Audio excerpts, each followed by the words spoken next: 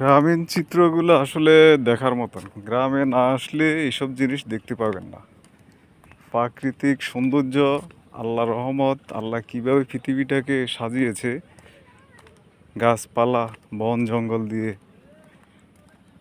মাটি, পানি, কাদামাটি, পানি, পশু পাখি, জীবজন্তু দিয়ে কীভাবে সাজাইছে দুনিয়াটাকে, গ্রামে না আসলে এগুলো বোঝা যায় না।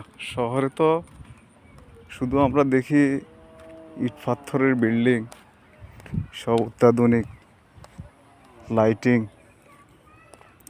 কাছে মোড়ানো বিল্ডিংগুলা, এগুলাই দেখি চাকচিক্য।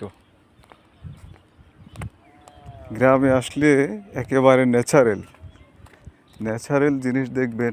এখানে কৃত্রিম জাতীয় কোনো জিনিসই নেই, কৃত্রিম জাতীয় কোনো কিছুই নেই। এখানে কৃত্রিম কী জিনিস এখানকার লোকজন এগুলো বুঝেই না। এই যে আমরা এগুলারে ছোটোবেলায় আমাদের এদিকে দেখা যেত, এখন তো দেখা যায় না, সব বাড়িঘর, রাস্তাঘাট, বিল্ডিং। চেয়ারিয়া বলতাম আমরা, কার এলাকায় কী বলে, আমরা এগুলার চেয়ারিয়া বলতাম।